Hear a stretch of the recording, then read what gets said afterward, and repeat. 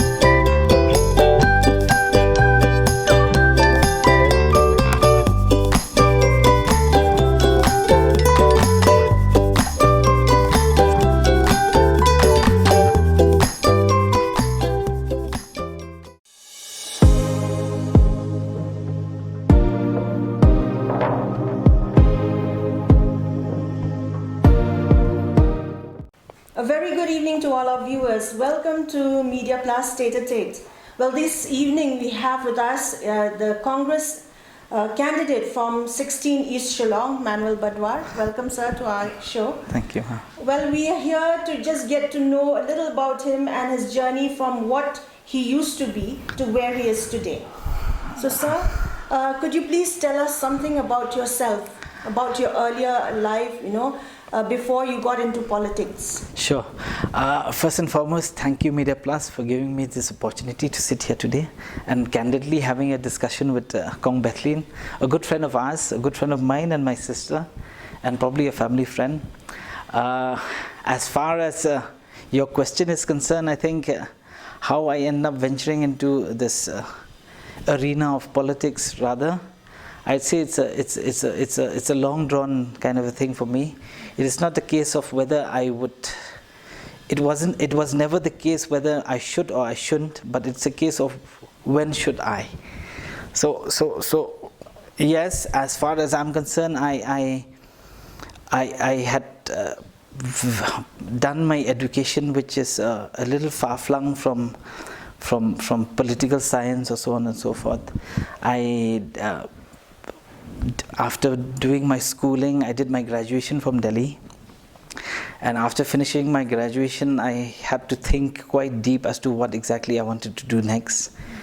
I was motivated from the fact that, whatever you want to study, I think I always wanted to pursue MBA as a course of study, because I thought like it's something which will at least equip me for the long term, because MBA focuses not just on one particular sector or one particular skill set, It teaches you about a lot of things in life. It teaches you about business, it teaches you about ethics, it teaches you about the skill sets also, like finance, marketing, then economics, and then so on and so forth, Then you get an exposure like that. I'd like to interrupt you there. Yeah.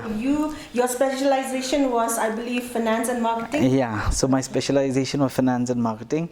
So I equipped myself in that way so that at least I can prosper, or I can at least grow in life as per the wish, the fancies, or probably the dreams that I have internally for my personal self.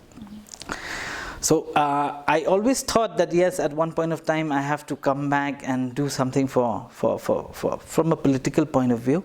But then yes, I thought that I should not start it too early in life. So I did my MBA. After doing my MBA, I worked I worked quite extensively for 16 years. I believe the last position was you as the DGM. Yeah, of Vodafone. Yeah. So I was taking care of business development and marketing. I was a marketing head for Vodafone for the East India region. So doing that job exposed me to quite a lot of things, because Vodafone as a company also is quite a big company. So we used to have our budget and our revenue was more than 4,000 to 5,000 crores. So you had to manage businesses which were quite big. And to give you a size aspect of how big the business was, it is more than probably the revenue in which Meghalaya as a state could probably produce, generate. So on the basis of that, yes, I had a good exposure in that term as well. Prior to that, I also had quite a number of exposures even in Shillong itself. We opened the first call center, with the help of some of the vendors.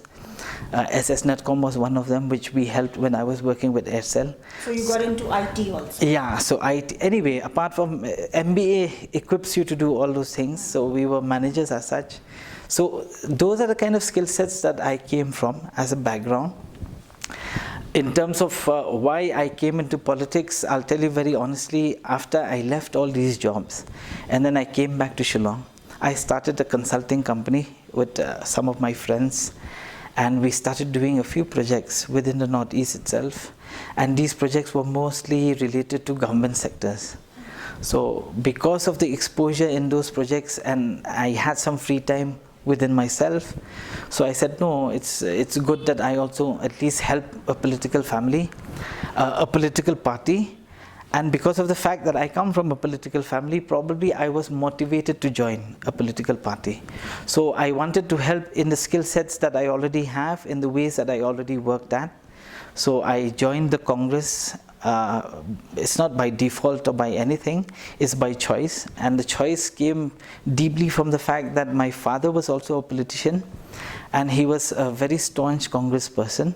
And in fact, our family is also a very staunch Congress family.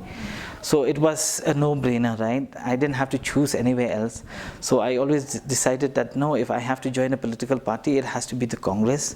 And I joined the Congress because of which, and I did my work accordingly, helped the Congress in terms of some digital strategy that our Honorable President had. And we had a lot of discussions with him. And we formulated certain strategies, what to do, what not to do, and so on and so forth. And I probably grew a little bit from there and understood the political scenario of the state a little bit more. So right now, currently, even with the Congress, it's more than 4 to 5 years that I've been with the Congress. So I got an understanding. Well, Manuel, I just like to interrupt you there. You were talking about your father being a staunch Congress supporter. He had been an MLA also, right? So what tricks and traits did you learn from him? I believe you must be, good enough to understand. Exactly. So I'll tell you the earliest motivation when it comes to public policies. The earliest motivations, my earliest exposure rather, was exactly from my father. I will not deny that. I was very young when he passed away. I was hardly 10 years old. I was not even 10 years old. But then the simple fact that in those 9 years that I was with him, he was holding certain important portfolios within the state itself. So he was food and civil supplies, he was with sports department, he was with the industries. So when he was with the industries, that was a time and age when I was 6 to 7 years old, and I was very intrigued by the various things that he had done for the information of the industrial policy and so on and so forth. And he had also served as a chairman for MIDC at one point of time, a brief period, but nevertheless, the fact that he was there and I saw these industrial policies that were being made, and then it increased my curiosity in terms of understanding. And I think that was the pillar of the motivation why I wanted to study MBA also, to be very precise and honest with you. Because after he passed away, there used to be this briefcase of his that was just kept in the bedroom, right? Okay. And we were never able to unlock it because it had this combination code of numbers. And then at one point of time, I told my mom that, look, we'll have to open this one day. And then one day we managed to open it, Ken. When I opened it, there were the last documents that I used to see my dad holding. And then I saw this nice Meghalaya industrial policy, and I read through it. So I was like, yeah, so that was the time I got to understand exactly what an industrial policy is all about and what were they trying to do during the initial stages, you know, when they had opened all these, I would say what, we call it the industrial zones, but then they're like special economic zones of Bandihat, and you have your Umyam Lake and Umyam Lake and all that. So I got to understand that, okay, this is how the way that, you know, the ways of the world. So I was very young then. So I think that was more or less the motivation behind the fact that one day probably I also wanted to get there. And when you lose a father at a very young age, like that, right? There's always that burning fire inside you. You would want somebody like him to pursue his dreams. Yes. So I never saw the full story of it, right? I was just an outsider, a young boy who used to just hang about my father, probably waist level, and just follow him here and there. But then those are the kind of things, the memories that I take throughout my life, Ken. And because of those memories that I take throughout my life, everywhere I go, I always keep on telling myself that no, one day I should be there. One day I should do this thing. So I think that's primarily the motivation behind me coming here. That's the goal. That's the goal that I've set for myself. So even in those 15, 16 years that I worked outside, I always had that dream that no, when I go back. And then when you have a dream and then you pursue it and then you build your skill set, I think more or less it just comes natural, no, over a period of time. You've equipped yourself completely. Yeah, so I thought like I've been well equipped enough. And then when I joined the Congress also, I never knew that it's going to come this early, Ken, to be very honest with you. The only problem, the only thing is that when the politician starts moving and jumping trees from one party to the other and in search for greener pastures for themselves, or I don't know what it was. The point is that probably that's when it opened the doors. And then we also have a conducive environment within the Congress party, to be very honest with you. The conducive environment within the party, I think, is wholly created by our president himself. So he allowed the younger generation to come forward and contribute to the political discussions that we used to have within the party. And I think that created, as word is around that people are not very happy with Bapala being the president of the MPCC. Can you say something about that? See, if you ask me honestly how it all started, I think it's a little too premature and immature for anybody to start pinpointing fingers at somebody who just taken the seat 2 days ago. So because the moment he got the seat as the president of the state, he was not even allowed to breathe or to move a little bit also. So he was still controlled. Yeah, so the moment he became the president, there was this jealousy, or I don't know whether you call it jealousy or you call it, but then there was this resistance that happened from day one itself. And that's a very single, wholehearted proof that can tell you that probably it does not stem out of the fact that, that people were making judgments even before the term was started. And that doesn't reflect well on not just the party, but I think the way the organizational thought process of the people of Meghalaya. Right. See, the leaders of Meghalaya always have these habits, and I always tell people that, we Khasis especially have this habit of pulling each other down. And that habit of pulling each other down is something which is so detrimental for our society. And I think it is about time that the younger generations and the younger crowd, and I urge in fact the fellow citizens of the state itself to start thinking in those lines, because we cannot afford to be like this anymore. Where in the world do you have a society which try to pull each other down? And that was so deep-rooted during those initial days that sometimes you used to say, good riddance to bad rubbish. And probably that's the term that I would like to say right now. Because it became actually, I will never call it a negative move. It was more of a positive move for us. Because the fact that these people started creating all this ruckus, I would say, within the system, only created an opportunity for the system to clear out itself. Right. And that cleaning process happens in a very natural way. Everything was filtered out. Yeah, so everything was filtered out, and it allowed the organization to at least start regenerating itself in a more conducive way for us to grow. And that's the whole point. And we as a society also should start looking at things on that perspective, that yes, sometimes certain things has to happen for us to also be able to at least regenerate and everything. And as a society, I believe that it's just not about this political party or anything like that. But as a generation and as a society, I think I have this firm belief that, that this attitude of pulling each other down has to stop. Very true. And I think it starts with us. So, viewers, as you heard Manuel talking about, the society regenerating whatever we never had before should be regenerated, Yeah. or whatever we had before should be revived, Yeah. so that the society becomes a better A more conducive society for growth. Ground for growth.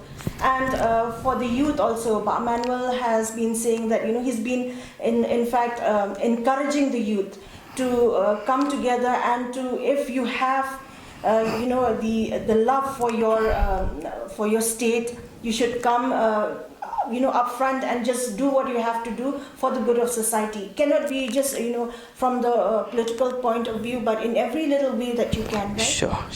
So, See, my understanding, ma'am, is very plain and simple. I'll tell you this, and I think, and I urge the viewers also to understand this very clearly, that in a society where we live in today, with the kind of political scenario that we see around, the mudslinging political scenario that is happening around, whereby we start throwing mud at each other, and today we talk ill of somebody, and then in the next day we sugarcoat somebody.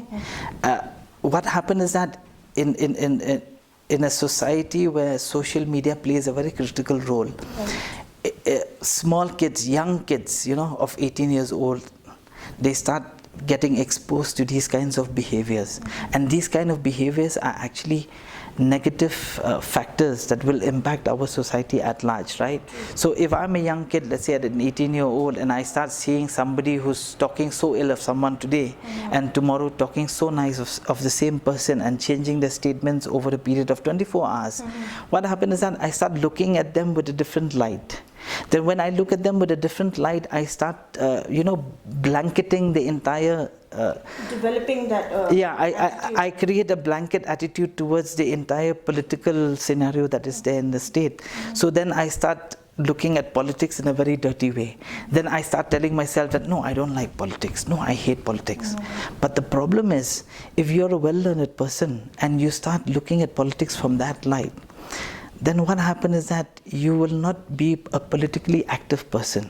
So what happens is that when you start growing a little older and become a little bit more matured, you will start saying that, no, I should not be politically active.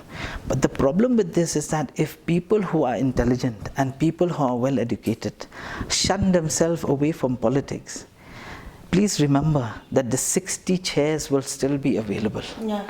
The 60 chairs will have to be filled. Right. Now, if those 60 chairs are being filled by people who are of less educated and people who don't come with that background to serve the public at large, then what happens is that those chairs will be filled by uneducated people. People whose simple motivation in sitting in the chair is not to help and generate, the polity of the state, but will just sit there for their own personal benefit. And when that happens, then what happens is that as a society, we deteriorate. It becomes detrimental for us.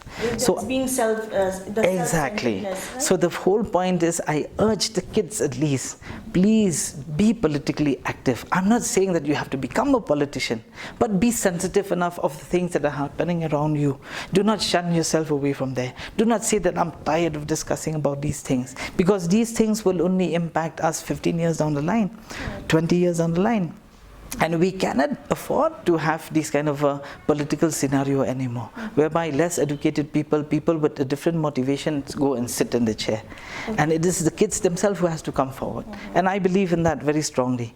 So I urge at least the general kids at large to come forward and always be active. That's a very important thing. They are learned enough to understand, like you said, the scenario of the state and Yes. what they can contribute to, Yes. for it to be better. Yes, yes. So about coming to your constituency, Yes, ma'am. have you garnered support enough, to beat the incumbent sitting MLA? See, I believe politics is not a game. While it can be looked at as a game, but then politics is only about whether you really want to serve the public at large or not, whether you really want to serve your constituents or not. I think politics is just about you telling the people at large that, look, I'm here for these things, and then it is the people themselves to lap it up. Whether the people believe in the things that you already have planned for, and the people believe that yes, you have an intention to change things. And I think that's how you project yourself to the outside world. And then when you project yourself in those ways and move according to those directions, then there's no such thing as fighting an incumbent, or whether you're a novice, whether you're an expert, whether you're this or whether you're that. That hardly makes a difference. Because we anyway come from a level playing field. Yes, with a sitting MLA, it is not going to be the easiest task at large, because they also come with a huge amount of resources available with them. They also come with a huge amount of status that they already have, and that will play an impact. There's no denying about that. But then beyond that, it is also about how we project ourselves. So in terms of, as you said just now, whether I have garnered enough, I believe that my policies, my plans, my dreams, and I believe that my capability of putting things in perspective as to what exactly is required and what is not required is very well understood by the constituents, at least of the constituency. So everything is constituent centric, right? Yeah, as when you have to fight elections, I think it's more about constituency. You also have your state at large. I mean, there's a macro and the micro level. The constituents is at the microest level. The macro level would obviously be the state, which is also as critical and is as important. Yeah, coming to that, this election, what is the top priority of the Congress party? Issue that would be top priority for them? Okay, yeah, see ma'am, the point is very plain and simple. We have not made a manifesto yet. We are still in the process. It's very initial stages for us to create a manifesto, but in which the direction in which we are moving on, I think is very clear that the top priority of the party would be to at least bring about some stability in terms of governance, to bring about some sort of economic growth that is so much required. I think we're failing in a lot of parameters, be it economic parameters, be it health parameters, be it education parameters, which are the three pillars which are quite important for our society to uplift or to strengthen, right? So I think from the party perspective as such per se, I think these are the critical things that we started to look at. We are not a very rich state. We are one of the poorest. In terms of BPL also, we're one of the poorest, but even from a revenues perspective also. Right. I think a state like ours of around 34 to 35 lakhs of population, to have a revenue generation, internal revenue generation of only 3,000 crores or less is, I think, a little bit too meager. Yeah. It needs to be ramped up. We have a potential of making nothing less than 5,000 crores a year. But then, of course, there's so many leakages that are happening. There's so many opportunities that are being missed out. Nothing to be alarmed about, but then there's something to be concerned, because we are definitely sitting at the lower end of our potential, and I think the state has a lot more. Yeah. So people were saying, here and there we hear people saying that Manuel is a parachuted candidate who doesn't have any, who's not in sync with the grassroots level. Okay. So do you have anything to say on that? At least clarify the doubts of viewers. So first and foremost, I think anybody who comes on a parachute has a good visibility. You get to see at least a larger picture. But then if you say at the grassroots level, I'm not aware, I think that is it's a big misnomer. Misnomer. I stay in Malki. Let's just face the truth, okay? And Malki, we have a society which is very robust. Robust in the terms that we are very strong in terms of our culture. We honor each other, we respect each other, and we had always grown up in that kind of a thing. And I think I come from that background. Yeah. So when I grew up, I knew just about everybody, and I had friends just about everywhere. I never had this notion that you come from a well-off family and somebody comes from a poor family. We never have that, and in Malki you'll never have that. We've never had that, and it's still not there. Today, if some rich person comes to Malki and starts showing off something or the other, the Malki people have a way of saying. I cannot say it here on the camera, but then we tend to not respect them so well.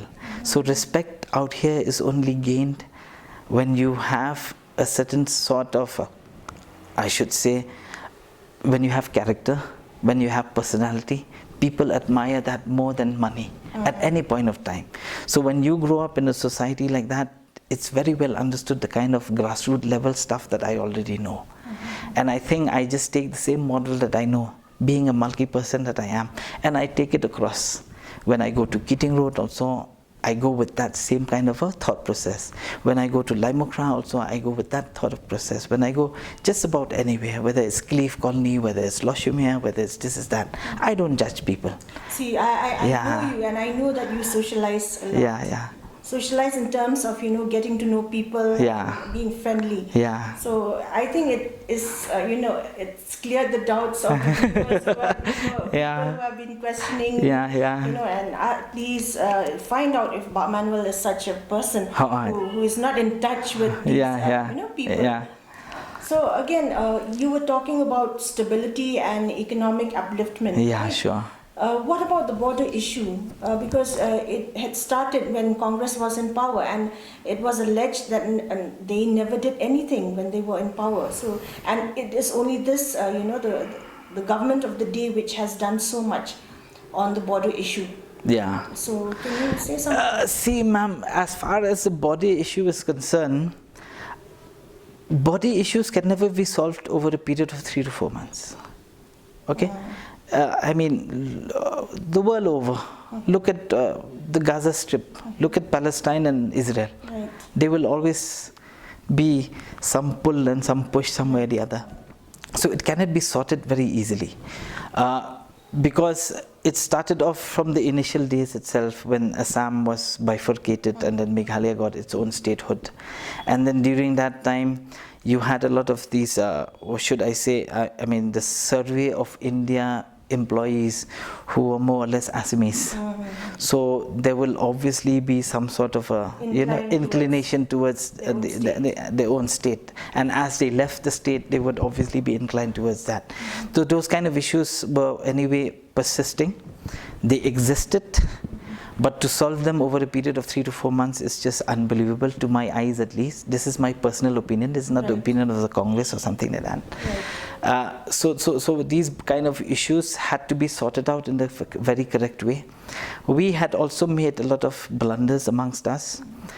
When you look at the way we register land, so you have the Rangbashnong, then you have the kingship, then you have the district councils, then you have the DC office. So there are various ways to even do it, the hierarchies in just doing that.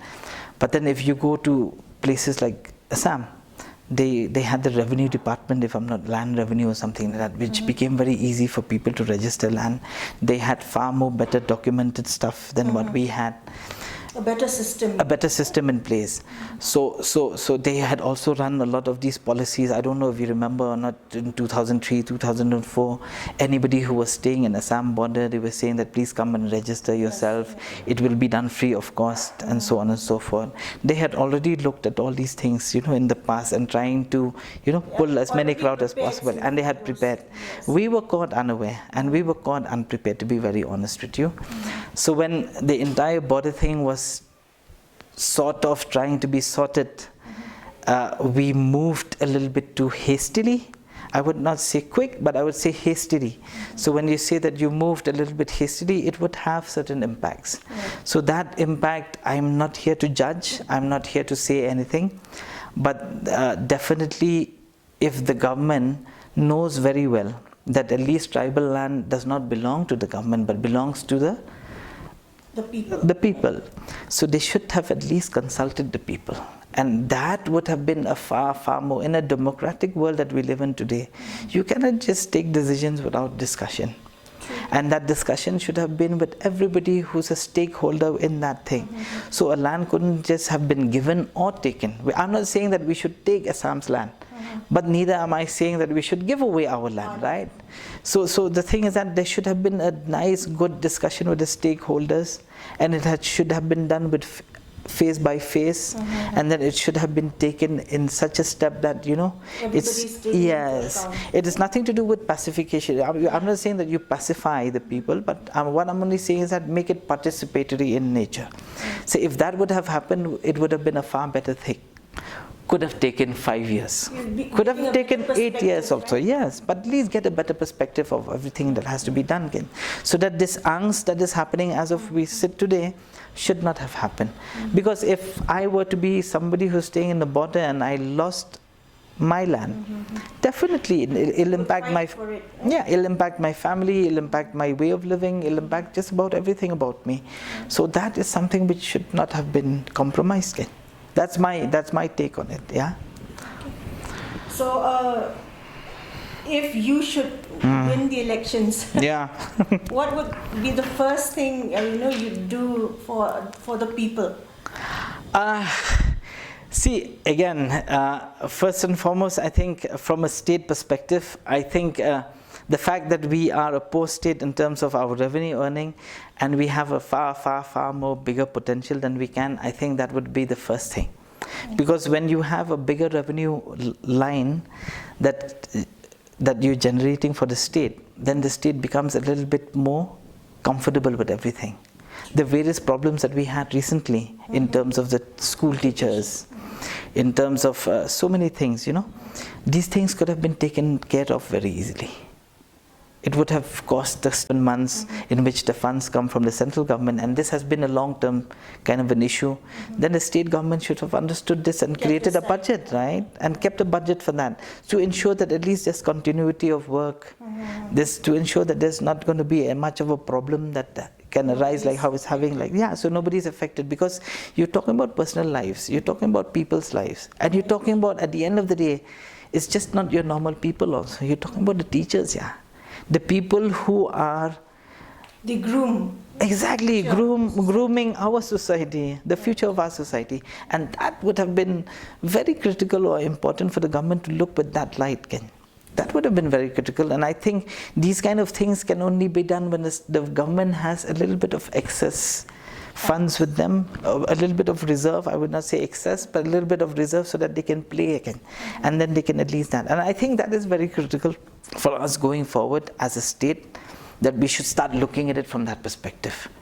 And as far as the constituency is concerned, again, and as I said earlier, employment generation is something which is extremely important to my eyes. Right. Extremely important. I'm not talking about government jobs, I'm not talking about this, I'm not talking about that. Any sort of employment. Yeah, but I'm talking about generating our own sort of employment through the opportunities that we see around us.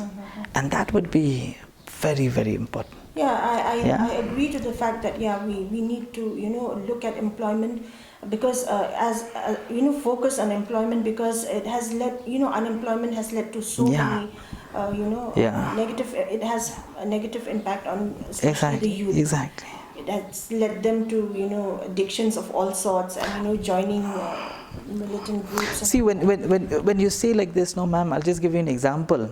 And this is a very small example that I'm giving you, but a very critical example that you should notice. You see, time immemorial, I'm not just talking about this government or previous government or whoever it is. We have this notion ever since the days gone by that we had spent a lot of resources and a lot of effort has been made, even from the government agencies, to promote Police Bazaar as a destination, if you notice that. Time immemorial. The only commercial hub. Yeah. It's an only commercial hub. Whenever a festival comes, be it Christmas, New Year's, Meghalaya Day, this day, that day, whatever it is, we go and deck up Police Bazaar like mad. At whose expense? Government's funds. Government's expense. And we make it so beautiful that over a period of 10 to 15 years, it has entered our psyche. In marketing, we call it brand positioning. It has been positioned in each and every mind of the public at large in Shillong, that we have to go to Police Bazaar. Right. You've heard of this saying, no, that, chal, PB, yes, let's go to PB, one round. Especially during festive seasons. It's like a trend, you have to go to PB. What happened is that when 50,000 people go to Police Bazaar, each one of us will spend at least 200 to 300 rupees. Okay? So what are we doing? We're contributing to the revenue generation of Police Bazaar and the business community there. Yeah? So is it good? Is it bad? It's damn good for that community, for the business in Police Bazaar. But then is it forming congestion? Yes, it is. But then is it creating some sort of... For the others. Yeah, is it creating some sort of I should say, it's too much focus on one area? Yes, definitely. Balance. There's no balance. Are we saying that Laimukha is anything less than Police Bazaar? Right. Shouldn't... Can be diverted here. Shouldn't Laimukha also be given as much importance? Shouldn't Tete-A-Tete also been given as much importance? Yeah. Shouldn't Rinja also be given as much importance? Even Bara Bazaar area also. Or Bara Bazaar. Yeah. Or for that matter, there's so many other places that we could look at. So what you do, so when you start focusing in these places also, what happens is that at least the crowd at large don't start looking at only one market as the only option for them to go and hang out. They start going and hang out in other places as well. The moment that happens, then you get better footfalls in other places. Right. I'm just giving an example of Laimukha. Then you get a better footfalls in Laimukha. The moment better footfalls come in Laimukha, the economic activity starts going up. The moment the economic activity starts going up, then everybody starts making a little bit of money. Then it becomes an opportunity for every business house in Laimukha or Tete-A-Tete or Jaya or wherever we start doing these things in phases, to at least start ramping up their businesses also. And generate income also. Yes, so then more coffee shops come. Then more this shop come, that shop come. More manpower is needed. Exactly, then more manpower. One coffee shop will at least employ 4 people. Yeah. Right. So then more manpower is needed, then more employment is being generated, and so on and so forth. Then what happens is that it becomes conducive. And believe it or not, it even eases congestion also. Very true, because the traffic is diverted. Then the traffic also starts going everywhere. It's not like in everybody's mind we have to go to Police Bazaar, right? Just like you have schools in Laimukha, all the good schools in Exactly. Laimukha. So those can be distributed. Yes. Shillong, right? So these kind of things should be looked at in a very different light altogether, and I hope some important people listen to this. Probably this year by Christmas or New Year there will be some sort of activity that is happening even in this side of town or some other places, whereby at least we are I mean, if we can help by this conversation we're having today, that it generates some sort of a thought process at least in some of the important people who can make these decisions, I will be very happy. Right. Because then it helps our society at large. Yeah. So those kind of things. See, sometimes you don't need to think out of the box also. You just need to think within the box, but then think a little bit differently. You don't have to do different things. Do the same things, Think but smart. differently. Think Simple, smart. yeah. That would be more critical. Yeah. So viewers, I think we have come to know a lot about Manuel from our conversation today, and it is good to learn that he is one of the youngest, candidates for the 2023 Assembly elections. And we hope and we wish him all the very best. And we hope that he should not forget us when he wins also. There's no such thing as forgetting. Because we'll be coming to interview you again. Have sure. another conversation. Sure.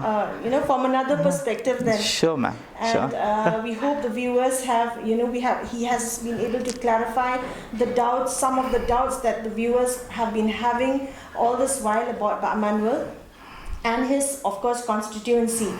And once again, thank you, sir, for taking your time out, to have this conversation with us. And we're so happy, and we wish you all the best in all your future endeavor. Thank you, ma'am. Thank you so much. Thank you, Media Plus, for the matter. Thank you. Good evening. Yeah.